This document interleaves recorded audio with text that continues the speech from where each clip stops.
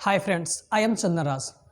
Today we are discuss about the human digestive system. जैसे कि हम लोग पिछले जो लेक्चर था उसमें हम लोग बात किए थे कि डाइजेस्टिव सिस्टम क्या है, डाइजेस्टिव सिस्टम किसे कहते हैं, जिसके बारे में हम लोग बात किए थे कि डाइजेस्टिव सिस्टम क्या था, कि डाइजेस्टिव सिस्टम डाइजेशन एक प्रोसेस था जिसमें क्या होता था कि जो कॉम्प्लेक्स फूड मटेरियल्स था वो क्या होता था, सिंपल फॉर्म में ब्रेकडाउन होता था और ब्रेकडाउन होने के बाद क्या होता था, हम लोग को एनर्जी देता था। किस फॉर्म में? तो एटीपी के फॉर्म में हम लोग को एनर्जी देता था। तो इसके बारे में हम लोग बात किए थे। हम लोग ये भी बात किए थे कि जो डाइजेशन है वो कहाँ से स्टार्ट होता है। तो डाइजेशन स्टार्ट कहाँ से होता है? माउथ से स्टार्ट होता है। हम लोग क्या देखे थे कि माउथ में सबसे पहले फूड पार्टिकल्स आता है और टीथ के द्वारा क्या होता है, छोटे छोटे पार्टिकल्स में कन्वर्ट होते हैं। उसमें क्या होता है, जो सलाइवा होते हैं वो जो सलाइवरी ग्लैंड से रिलीज होता है वो फूड पार्टिकल्स को क्या करता है, मॉइस्ट बनाता है। यहाँ तक हमने बात किया था। आज हम लोग बात करेंगे फेरनेक्स के बारे में कि फेरनेक्स क्या है। तो बोला गया क्या कि it is a common passage for the entry of food and air. बोला गया कि जो फेरनेक्स क्या है, यह एक कॉमन पैसेज है। एक कॉमन पैसेज कहने का मतलब कि जहां से बहुत सारे रास्ता एक ही जगह से पास होता है, वैसे जगह को क्या बोलते हैं, कॉमन पैसेज बोलते हैं। जैसे कि मानो ये दो वे है, ये दो वे यहां से कनेक्टेड आ रहे हैं और जब यहां से ये दोनों एक ही जो पाइप है एक ही जगह से जब दोनों रिलीज होगा, आगे की ओर बढ़ेगा, तो वैसे पैसेज को हम लोग बोलते हैं कॉमन पैसेज बोलते हैं। तो बोला गया कि फेरनेक्स क्या है, एक कॉमन पैसेज है जिसके थ्रू क्या पास होता है, जिसके थ्रू फूड और एयर दोनों पास होते हैं। बोला गया कि फेरनेक्स कहाँ होते हैं, तो बोला गया the posterior part of the mouth open in the pharynx. जो हमारे पोस्टेरियर पार्ट है माउथ का वो कहाँ ओपन रहते हैं, फेरनेक्स में ओपन होते हैं। अब हम बात करते हैं क्या, नोट में देखो तो लिखा हुआ कि wind pipe and trachea present interior of the oesophagus. जो विंड पाइप है और ट्रेकिया है वो कहाँ प्रेजेंट होते हैं, हमारे इंटीरियर ऑफ जो एसोफेगस है अंदर में, वहां पे यह प्रेजेंट होता है। Which are enclosed by a muscles flat like a structure called epiglottis at the opening of the trachea. बोला गया क्या कि जहां क्या हम लोग देख रहे हैं कि जो विंड पाइप और ट्रेकिया वो कहाँ प्रेजेंट हो रहा है, एसोफेगस में प्रेजेंट है। यह कैसा तो बोला है कि एक muscular flap like structure, flap कहने का मतलब हल्का ऊंचा उठा हुआ स्ट्रक्चर होता है, कहाँ प्रेजेंट रहता है, जो जहाँ पे ट्रेकिया ओपनिंग होता है वहीं पे प्रेजेंट होता है। उसको हम लोग क्या बोलते हैं, एपिग्लोटिक्स बोलते हैं। क्या बोलते हैं उसे, एपिग्लोटिक्स बोलते हैं। एपिग्लोटिक्स क्या करता है, बोला है कि it prevent the entry of food particles and other substance in the trachea. बोला गया कि एपिग्लोटिक्स क्या है, यह क्या करता है, जो फूड पार्टिकल्स है उसको क्या करता है, रोकता है। कहाँ जाने में, ट्रेकिया में जाने से रोकता है। कभी कभी देखते हैं कि क्या होता है, जब फूड पार्टिकल्स जो है वो हमारा क्या होता है, ट्रेकिया में जब जाते हैं तो हम लोग को खांसी वगैरह आने लगता है। बिकॉज जो ट्रेकिया वहाँ से क्या होता है, उसके बगल से विंड पाइप पास होते हैं जहाँ से हम लोग को श्वास की नली पास होती है। तो इसी तरह से हम लोग जाने कि फेरनेक्स क्या है, तो बोला गया कि फेरनेक्स एक कॉमन पैसेज है जहाँ से फूड और एयर दोनों पास होते हैं। फिर बोला गया कि जो विंड पाइप और ट्रेकिया है वो कहाँ प्रेजेंट होते हैं, तो एसोफेगस में प्रेजेंट होता है। जो इंटीरियर पार्ट होता है एसोफेगस का वहां प्रेजेंट होता है। इसके ऊपर एक मस्कुलर फ्लैप लाइक स्ट्रक्चर होता है, उसको हम लोग क्या बोलते हैं, एपिग्लोटिक्स बोलते हैं। यह क्या करता है, यह प्रिवेंट करता है क्या चीज, कोई भी फूड पार्टिकल्स हो या फिर अदर सबस्टांस हो उसको अंदर आने से रोकता है। अब हम बात करने जा रहे हैं एसोफेगस के बारे में कि एसोफेगस क्या है। तो बोला गया क्या कि it is a long cylindrical structure present posterior to the trachea. बोला गया कि जो एसोफेगस है वो कहाँ प्रेजेंट होता है, तो जो हमारे पोस्टेरियर जो ट्रेकिया है उसके पोस्टेरियर पार्ट में, मतलब पीछे वाले पार्ट में यह प्रेजेंट होता है। देखो फ्रेंड्स, कहने का मतलब जैसे क्या हुआ कि ये जैसे मानो ये ट्रेकिया है तो इसके जो पीछे है पोस्टेरियर पार्ट है, यहीं से क्या होता है, एसोफेगस गया हुआ रहता है। तो ये फ्रेंड्स हो गया एसोफेगस हो गया, और ये जो आगे था इसको क्या बोलते हैं, ट्रेकिया हुआ। तो इसके बारे में बोला गया कि पोस्टेरियर पार्ट जो होता है उसी में उसके पीछे से यह एसोफेगस पास होता है। बोला गया कि its length is about 25 centimetre. Oesophagus की लंबाई कितनी होती है, 25 सेंटीमीटर इसकी लंबाई होती है।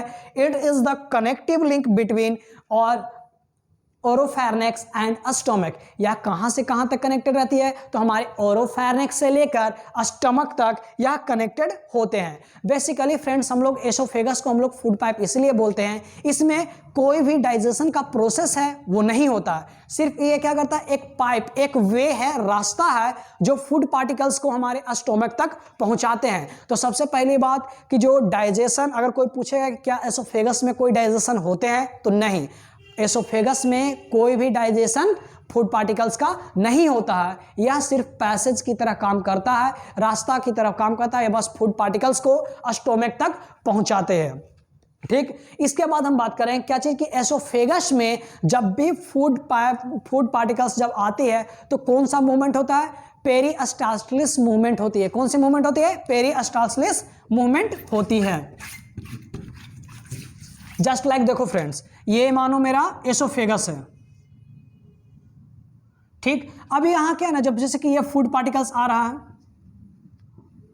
तो क्या होगा, जहां पे फूड पार्टिकल्स आया यहां पे क्या करा, इस तरह से मुड़ गया, इस तरह से। जैसे कि ये फूड पार्टिकल, मानो ये कोई फूड पार्टिकल्स है, तो क्या होगा, अगर कोई भी फूड पार्टिकल्स जब यहां इस पाइप के थ्रू जब पास करेगा तो क्या करेगा, ऐसे करके जोर से क्या करेगा, कंट्रैक्ट करेगा।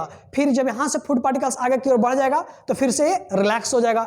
तो पेरिस्टाल्सिस मूवमेंट की तरह ये वर्क करता है। जो ऐसे मूवमेंट होते हैं उसको हम लोग क्या बोलते हैं? पेरिस्टाल्सिस मूवमेंट बोलते हैं।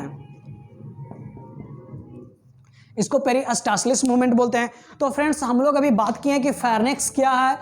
फेरनेक्स में हम लोग देखें कि एपिग्लोटिक्स के बारे में जाने, एसोफेगस के बारे में जाने। अब हम इसके बाद बात करते हैं।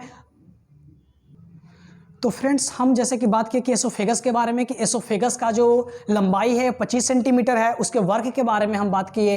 तो अब हम जानते हैं कि जो एसोफेगस है, बोला है कि at the lower end of the oesophagus a sphincter like present called the lower oesophageal sphincter. जैसे कि फ्रेंड्स हमने बताया कि जैसे कि हम लोग जो फूड पार्टिकल्स जब भी कोई भी एसोफेगस से जब पास करता है तो उसमें कौन सा मूवमेंट होता है? पेरिस्टाल्सिस मूवमेंट होता है। पेरिस्टाल्सिस मूवमेंट हम बताया क्या कि वो क्या करता है, जब भी फूड पार्टिकल्स जब पास करने लगता है तो क्या करता है, उसको प्रेस करता है, फिर आगे की ओर फुट बढ़ा, फिर यहां पर रिलैक्स हुआ, फिर आगे कॉन्ट्रैक्ट किया। तो इस तरह से पेरिस्टाल्सिस मूवमेंट होता है। अब हम बात कर रहे थे किसके बारे में, कि जो एसोफेगस है उसके जो लास्टली लोअर पॉइंट हुआ, जैसे कि देखो ये एसोफेगस है, अब यहां से क्या है, स्टोमक है,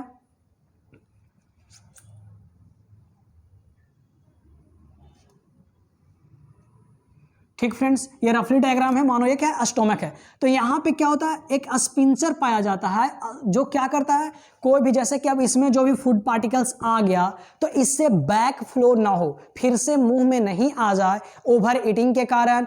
तो इसके कारण क्या होगा, यहाँ पे एक स्पिंचर पाया जाता है, उसको हम लोग क्या बोलते हैं, लोअर एसोफेजियल स्पिंचर बोलते हैं, जो क्या करता है, यह फूड पार्टिकल्स को बैक फ्लो होने से प्रिवेंट करता है। इसके बारे में हम बात किए। फिर हम लोग जानते हैं कि जो लोअर स्पिंचर है उसका क्या चीज़ इंपॉर्टेंट है, जिसके बारे में तो हम जस्ट अभी बताएं कि जो लोअर एसोफेजियल स्पिंचर है वो क्या करता है, जितने भी फूड पार्टिकल्स जैसे स्टोमक में आए हैं उसको बैक फ्लो होने से रोकता है। तो यहाँ पे लिखा हुआ है कि lower oesophageal sphincter prevent the back flow of the food contact stomach into the mouth. क्या बोला है कि जो स्टोमक में जितने भी फूड पार्टिकल्स हैं उसको बैक फ्लो होने से रोकता है, फिर से मुंह में बैक फ्लो ना हो जाए, उससे वो प्रिवेंट करता है।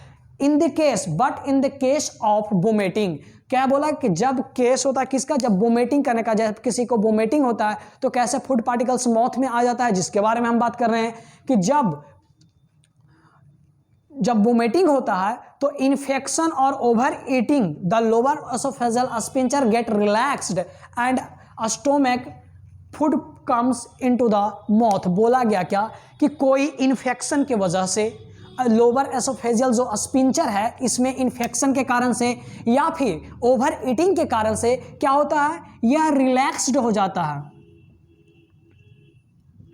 रिलैक्स्ड हो जाता है, जिसके कारण ये क्या है, जो फूड पार्टिकल्स हैं स्टोमक में वो क्या होता है, बाहर की ओर निकल जाता है, माउथ में पहुंच जाता है। तो इसी के कारण क्या होता है, वोमिटिंग होता है। तो वोमिटिंग होने का प्रोसेस क्या हुआ कि कोई भी इन्फेक्शन हो गया या फिर ओवर ईटिंग के कारण हमारा जो वो एसोफेजियल स्पिंचर है वो क्या हो जाता है, रिलैक्स्ड कर जाता है।